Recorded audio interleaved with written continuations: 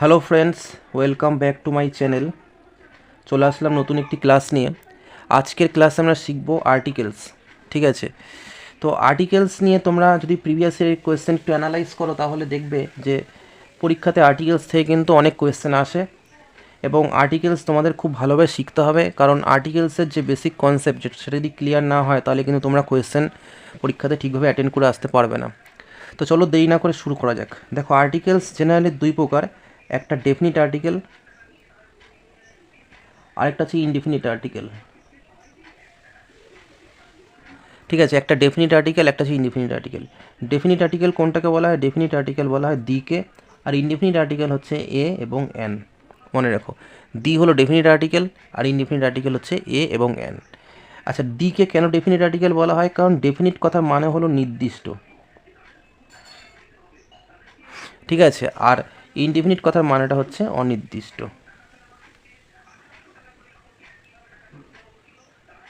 মনে রাখো। ঠিক আছে, অর্থাৎ এর থেকে আমরা কি বুঝতে পারছি যে ডেফিনিট আর্টিকেল দি কেন? বিকজ যখন কোনো নির্দিষ্ট জায়গা, বস্তু, প্রাণী ইত্যাদির ক্ষেত্রে আমরা আর্টিকেল ইউজ করে থাকি, তো সেই আর্টিকেলটা হচ্ছে ডেফিনিট আর্টিকেল। ঠিক আছে, যেমন ধরো বললাম দ্য সান, তারপর ধরো বললাম দ্য মুন, ঠিক আছে, ইত্যাদি। তো এগুলোকে বলা হয় ডেফিনিট আর্টিকেল। আশা করি বুঝতে পারছো। আর এ এবং অ্যান, এই দুটোকে বলা হয় ইনডেফিনিট আর্টিকেল। কারণ কি? ইনডেফিনিট কথার মানে হচ্ছে অনির্দিষ্ট, অর্থাৎ এই যে মানে এ এবং অ্যান, এটা অনির্দিষ্ট কোনো ব্যক্তি, বস্তু, জায়গা ইত্যাদির ক্ষেত্রে ব্যবহার করা হয়। ঠিক আছে, তো সেই কারণে এ এবং অ্যান হচ্ছে ইনডেফিনিট আর্টিকেল। তো আশা করি বুঝতে পেরেছো যে আর্টিকেল তাহলে দুই প্রকার, একটা হচ্ছে ডেফিনিট, একটা হচ্ছে ইনডেফিনিট। ডেফিনিট হচ্ছে দি, ইনডেফিনিট হচ্ছে এ এবং অ্যান।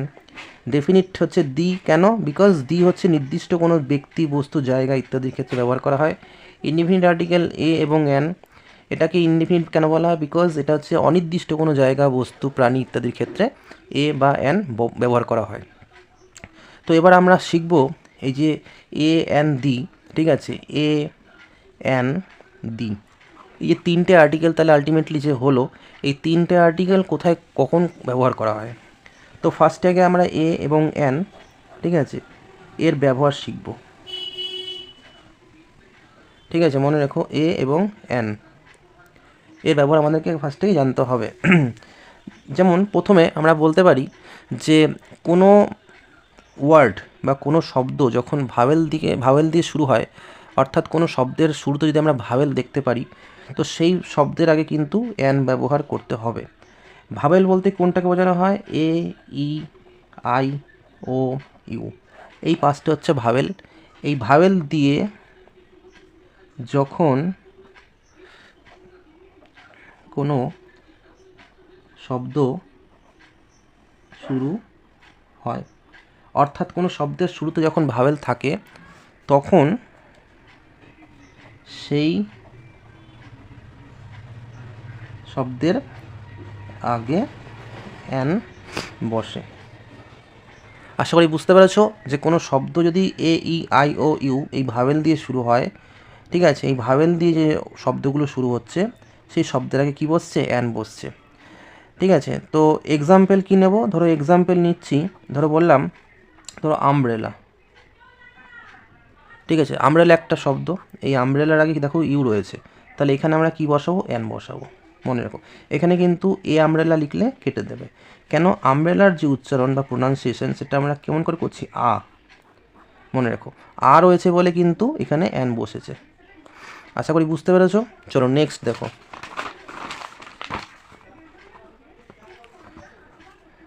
Number two.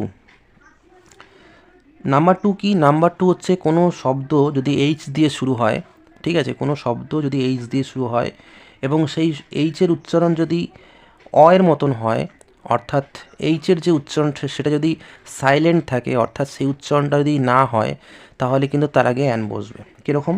যেমন ধরো কি বলতে চাইছি যে যখন কোনো শব্দের শুরুতে, যখন কোনো শব্দের শুরুতে এইচ থাকে কিন্তু এইচ এর উচ্চারণ আ বা অ এর মতো হয় তখন সেই শব্দের আগে অ্যান বসে। বোঝা গেল কি বললাম? কোনো শব্দের শুরুতে যদি এইচ থাকে কিন্তু এইচের উচ্চারণ যদি তোমার অ বা আয়ের মতন হয় বা এইচের উচ্চারণটা যদি সাইলেন্ট থাকে তাহলে কী হবে? তার আগে সেই শব্দের আগে অ্যান বসবে। এক্সাম্পল কি? এক্সাম্পল যেমন ধরো বললাম অ্যান আওয়ার। দেখো আওয়ার কথার মানেটা কি? আওয়ার কথার মানেটা হচ্ছে ঘন্টা, ঠিক আছে? কিন্তু এখানে দেখো আমরা কিন্তু এইচের উচ্চারণ করছি না, আমরা কি বলছি? আমরা কিন্তু হাওয়ার এরকম বলছি না, আমরা কি বলছি? আওয়ার। সুতরাং এখানে উচ্চারণটা কি আসছে? আওয়ার, ঠিক আছে? মনে রাখো আওয়ার হচ্ছে এখানকার উচ্চারণ, তাই জন্য এখানে কি বসেছে? অ্যান বসেছে। এখানে কিন্তু এ লিখলে কেটে দেবে। তো আরেকটা ধরো উদাহরণ নিচ্ছি, যেমন ধরো বললাম অনারেবল, HONO বেল, ঠিক আছে? অনারেবল, HONOURABLE, একটু লেখাটা পরিষ্কার হলো না। অনারেবল, ঠিক আছে? এই অনারেবল কথাটাকে আমরা কি বসাবো? অ্যান বসাবো। কেন? বিকজ এখানে এইচের উচ্চারণ কিন্তু তোমার অনারেবল অ আসছে, ঠিক আছে? অ আসছে, তাই জন্য এখানে কি বসালাম? অ্যান বসালাম। আশা করি বুঝতে পেরেছো। আচ্ছা আরেকটা এক্সাম্পল নিচ্ছি, ধরো বললাম যে অ্যান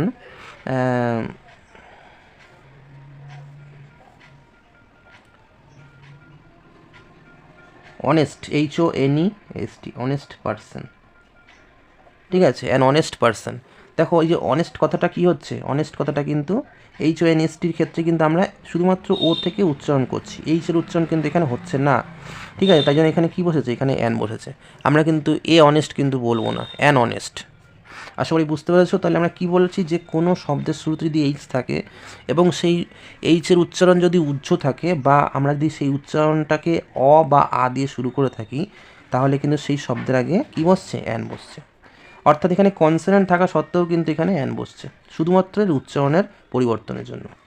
আচ্ছা নেক্সট দেখো নাম্বার 3। নাম্বার 3 হচ্ছে, মনে রেখো, অ্যাব্রিভিয়েশন। অ্যাব্রিভিয়েশন, ঠিক আছে? অ্যাব্রিভিয়েশন এর বাংলা হচ্ছে সংক্ষিপ্ত রূপ, ঠিক আছে? অ্যাব্রিভিয়েশন বা সংক্ষিপ্ত রূপ, যেমন ধরো বললাম MA, MBA, MBBS, ইটিসি বা এটসেট্রা। এগুলোকে কী বলা হয়? এগুলোকে বলা হয় অ্যাব্রিভিয়েশন। কেন অ্যাব্রিভিয়েশন বলা হয়? কারণ এগুলো হচ্ছে পুরো নামটাকে ছোটো করে লেখা হয়, সংক্ষেপে লেখা হয়, ঠিক আছে? শর্টকাট। তো এই কারণে এটাকে বলা হয় অ্যাব্রিভিয়েশন। তো অ্যাব্রিভিয়েশন যখন কোনো কনসোনেন্ট দিয়ে শুরু হবে, কনসোনেন্ট বলতে কোনটাকে বোঝানো হয়? AEIOU, এগুলো বাদ দিয়ে যেই লেটারগুলো থাকে সেগুলোকে বলা হয় কনসোনেন্ট। তো যখন এই কনসোনেন্ট দিয়ে শুরু হবে, সেই কনসোনেন্ট দিয়ে শুরু হওয়া অ্যাব্রিভিয়েশনের উচ্চারণ যদি ভাওয়েলের মতন হয় তাহলে কিন্তু তার আগে অ্যান বসবে। অ্যাব্রিভিয়েশন, তাহলে বোঝা গেলো যে অ্যাব্রিভিয়েশন হচ্ছে এগুলোকে বলা হয়। তাহলে কি বলবো? এদের উচ্চারণ যদি ভাওয়েল এর মতো হয় তবে সেই শব্দের আগে অ্যান বসে। আশা করি বুঝতে পেরেছো। দেখো ভালো করে বোঝার চেষ্টা করো। এই যে মনে করো, ধরো আমি বললাম MA, তো তোমাদের মাথায় প্রশ্ন আসতে পারে কি যে স্যার এখানে তো এম রয়েছে, আমি এখানে এ বসাবো, কিন্তু না, আসলে সেরকমটা নয়। কেন? এম আমরা উচ্চারণ করছি কি? A+M, তারপরে কিন্তু এমটা আসছে, তো এখানে আমরা কি করব? অ্যান বসিয়ে দেবো। কেন? কারণ এখানে এম থাকা সত্ত্বেও এর প্রোনাউন্সিয়েশন কিন্তু এ আসছে, ঠিক আছে? আশা করি বুঝতে পেরেছো, সেই কারণে কিন্তু এখানে অ্যান বসেছে। তো একইভাবে ধরো বললাম MBBS, MBBS, ঠিক আছে? এই যে MBBS, এর আগে আমরা কী বসাবো বলো? এর আগে আমরা কিন্তু অ্যান বসাবো। কেন? এখানে কিন্তু এম এর উচ্চারণটা কী আসছে? এর মতন আসছে, তাই জন্য এখানে আমরা কী বসিয়েছি? এখানে আমরা কিন্তু অ্যান বসিয়েছি, ঠিক আছে? তো আশা করি বুঝতে পেরেছো। যদি বুঝতে পেরে থাকো এতক্ষণ ভিডিওটা, তাহলে কিন্তু তোমরা অবশ্যই কমেন্ট সেকশানে গিয়ে ইয়েস লিখবে, ঠিক আছে? চলো নেক্সট হচ্ছে আমার যেটা জানতে হবে আমাদেরকে, সেটা হচ্ছে আমি তোমাদের দেখবে ফার্স্টে একদম প্রথম যে নিয়মটা লিখিয়েছিলাম যে ভাওয়েল দিয়ে শুরু হলে কোনো শব্দ তার আগে অ্যান বসে, ঠিক আছে? কিন্তু এখানে আমি দেখো আরেকটা নিয়ম তোমাদেরকে বলছি, সেক্ষেত্রে কিন্তু ভাওয়েল থাকলেও কিন্তু সেখানে অ্যান বসবে না, সেখানে কিন্তু এ বসছে। যেমন ধরো বললাম কোনো শব্দ ইউ দিয়ে শুরু হলেও, কোনো শব্দ যদি ইউ দিয়ে শুরু হলেও যদি তার উচ্চারণ ইউ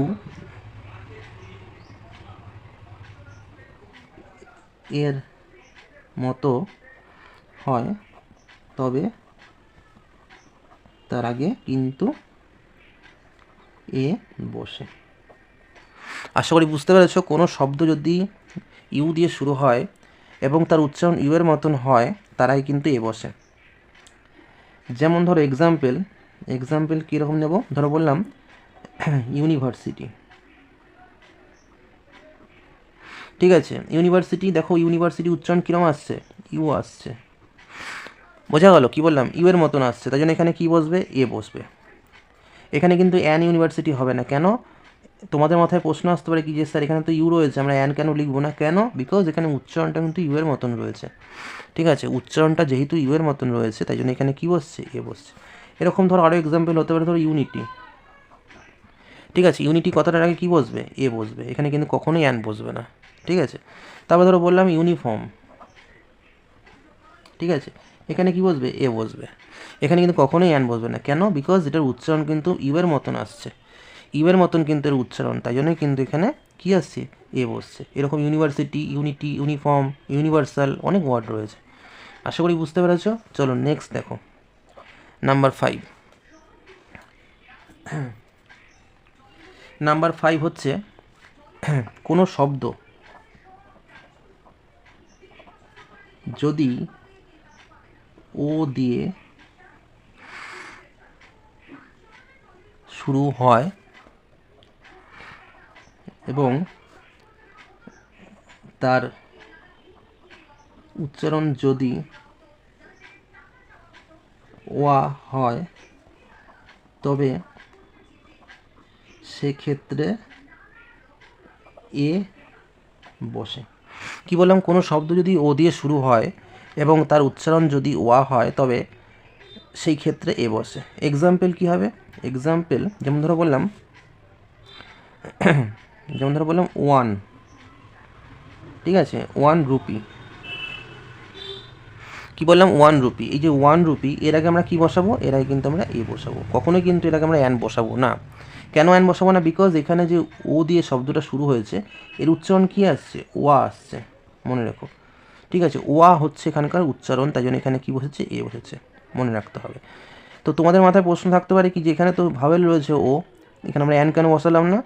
তার কারণটা আমি তোমাদেরকে বলে দিলাম, বিকজ এখানকার উচ্চারণটা কিন্তু ওয়া দিয়ে শুরু হয়েছে, সেই জন্য কিন্তু এখানে এ বসেছে। এরকম ওয়া দিয়ে যে কটা শব্দ হবে সেগুলোর আগে কিন্তু সবসময় এ বসবে। বা তোমরা যদি এই নিয়মটা মনে না রাখতে পারো তাহলে মনে রাখো যে ওয়ান শব্দের আগে এ বসে, এটা মনে রাখবে। যদি তোমরা এই নিয়মটা মনে রাখতে না পারো তাহলে মনে রেখো ওয়ান শব্দের আগে সবসময় এ বসে, এটা মনে রাখলেও হবে। আশা করি বুঝতে পেরেছো। চলো নেক্সট দেখো,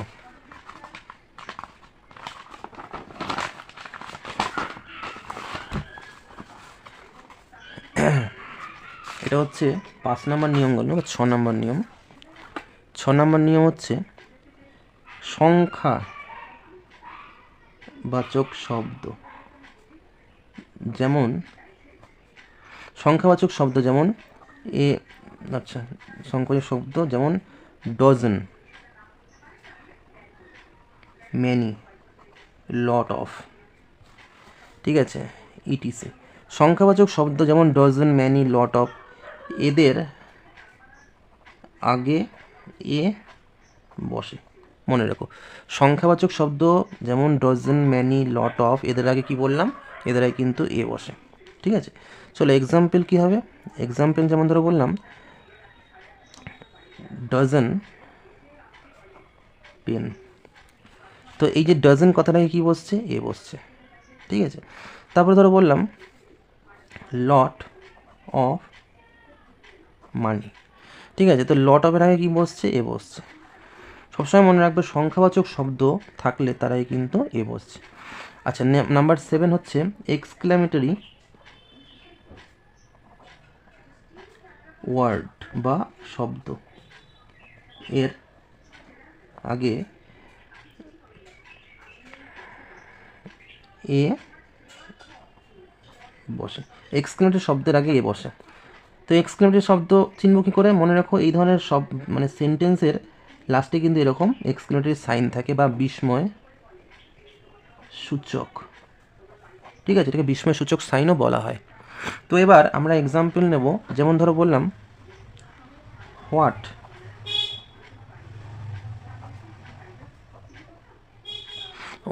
বিউটিফুল প্লেস। যেমন হোয়াট, এখানে কি লিখবো? What a beautiful place. ঠিক আছে, তারপরে ধরো বললাম হোয়াট আ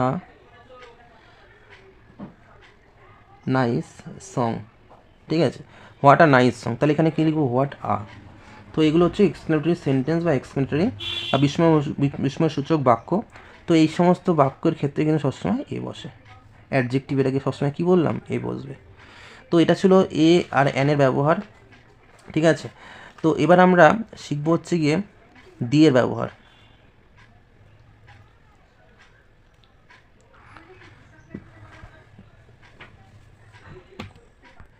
তো এবার আমরা শিখব দি এর ব্যবহার, ইউজ অফ দি।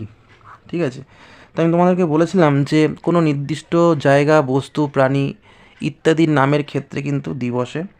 কিন্তু সেগুলো ছাড়াও দি এর আরও ব্যবহার রয়েছে। যেমন ধরো 1 নম্বর, ধরো বললাম কোনো ধর্মগ্রন্থ, কোনো নদী, পাহাড়, পর্বত, মনুমেন্ট, খবরের কাগজ ইত্যাদির নামের আগে কিন্তু সবসময় দি বসে। কী বললাম? ধর্মগ্রন্থ,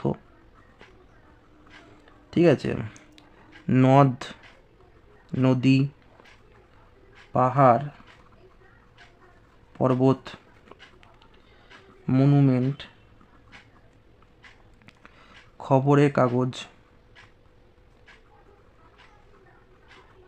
ঠিক আছে, ইত্যাদি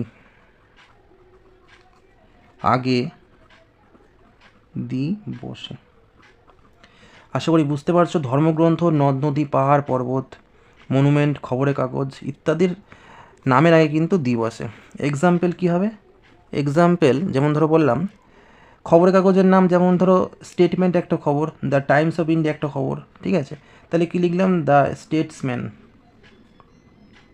ঠিক আছে, এটা কি একটা খবরের কাগজ, তাই জন্য এখানে কী বসেছে? এখানে দি বসেছে। এছাড়া ধরো আরও হতে পারে, যেমন ধরো বললাম নদীর নাম গঙ্গা।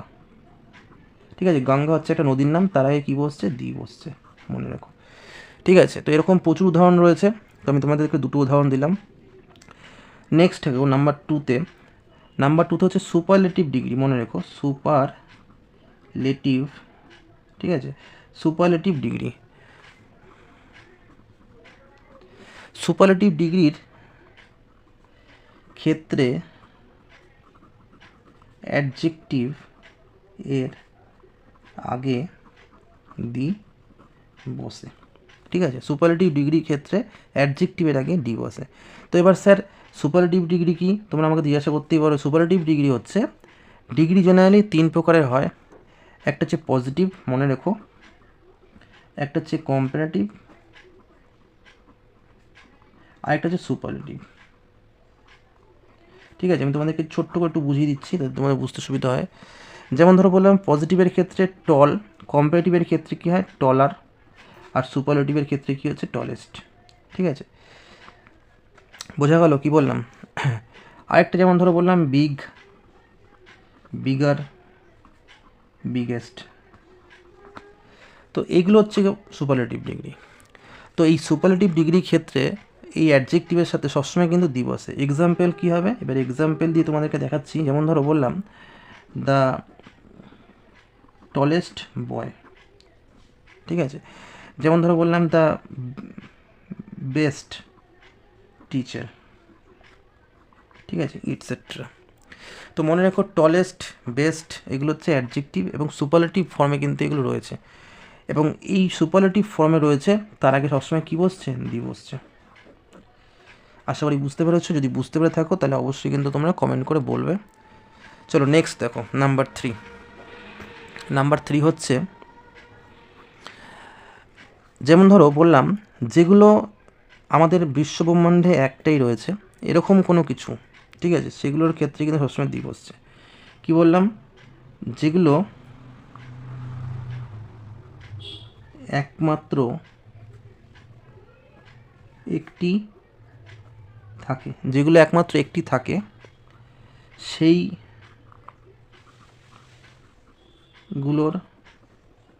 আগে দ্বীপ বসে।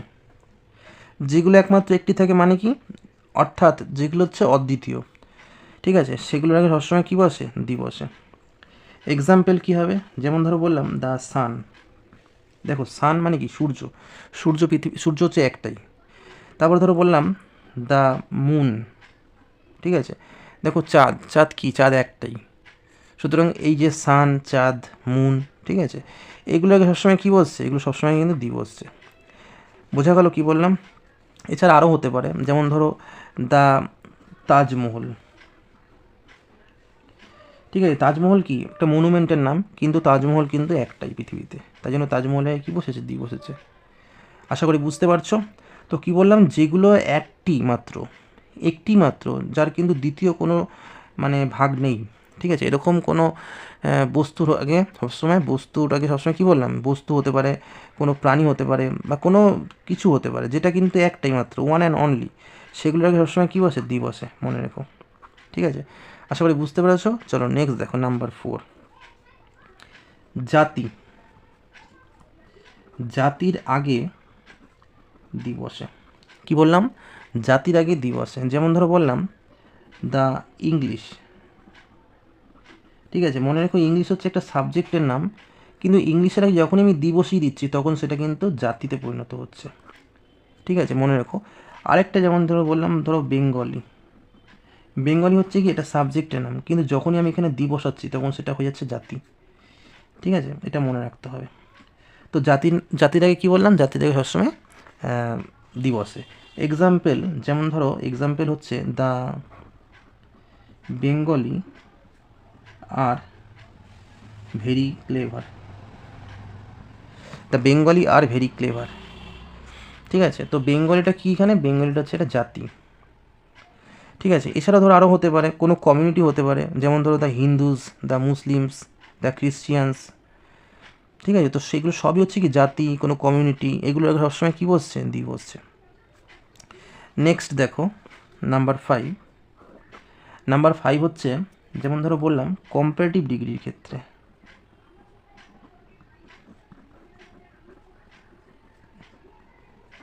ঠিক আছে, কম্পারেটিভ ডিগ্রির ক্ষেত্রে মোর কথার আগে দ্বীপ বসে, ঠিক আছে। বোঝা গেল কী বললাম? কম্পারেটিভ ডিগ্রির ক্ষেত্রে মোর কথার আগে দ্বীপ বসে। আচ্ছা, আশা করি বুঝতে পারছো। নাম্বার 6 দেখো, নাম্বার 6 হচ্ছে, যেমন ধরো বললাম তোমাদের পুওর, ঠিক আছে, পুওর, তারপর ধরো বললাম হেল্পলেস, ঠিক আছে, এটসেট্রা। এগুলো যখন কোনো গোষ্ঠীতে পরিণত হবে, ঠিক আছে, তখন তারাই কিন্তু দ্বীপ বসবে, মনে রাখতে হবে। আচ্ছা, নাম্বার 7 হচ্ছে কীরকম? নাম্বার 7 হচ্ছে, মনে করো কোনো পজিশন বোঝানো হচ্ছে, ঠিক আছে, অর্থাৎ কোনো ব্যক্তি ধরো কোনো একটা পজিশন নিয়ে আছেন, তো সেই পজিশনটার ক্ষেত্রে কিন্তু দ্বীপ বসছে। যেমন ধরো বললাম দ্য চেয়ারম্যান, ঠিক আছে, তারপর ধরো বললাম দ্য ডক্টর, তারপর ধরো বললাম দ্য প্রফেসর, ঠিক আছে, ইটিসি এটসেট্রা। তো মনে রাখবো যে এগুলোর আগে কিন্তু সবসময় দ্বীপ আছে। আশা করি বুঝতে পেরেছো। চলো নেক্সট দেখো, নেক্সট হচ্ছে নাম্বার 8। নাম্বার 8-এ হচ্ছে আমরা যেটা জানতে পারবো সেটা হচ্ছে কোনো দিক এর আগে দ্বীপ বসে, ঠিক আছে, কোনো দিকের আগে দ্বীপ বসে। যেমন example the south, the north etc. ঠিক আছে, দ্য সাউথ, দ্য নর্থ ইত্যাদি যে দিক বোঝানো হচ্ছে। সাউথ মানে কি একটা দিক বোঝানো হচ্ছে, নর্থ কি একটা দিক বোঝানো হচ্ছে। ঠিক আছে, তো এগুলোর আগে সবসময় কী বসছে, এগুলোকে সবসময় দি বসছে। তো এই ছিল দিয়ের ব্যবহার, যেগুলো আমি তোমাদের সাথে আলোচনা করে দিলাম। আশা করি বুঝতে পেরেছ। তোমাদের যদি কোনো কোয়ারিজ থাকে, কোনো কিছু জানার থাকে, তোমরা অবশ্যই আমাকে নির্দ্বিধায় বলতে পারো কমেন্ট সেকশানে গিয়ে। আমি যতটা পারবো নিশ্চয়ই তার উত্তর যথাযথভাবে দেওয়ার চেষ্টা করব। এবং তোমাদের যদি ভিডিওটা হেল্পফুল বলে মনে হয় তাহলে অবশ্যই কিন্তু চ্যানেলটাকে সাবস্ক্রাইব করে বন্ধুদের মধ্যে শেয়ার করবে, তাহলে তারাও কিন্তু এই ভিডিওটা দেখতে পারবে। তো আজকের মতন এখানে ভিডিওটা শেষ করছি। দেখা হবে পরবর্তী কোনো একটা ক্লাসে কোনো একটা নতুন ভিডিও নিয়ে। সবাই ভালো থেকো, সুস্থ থেকো।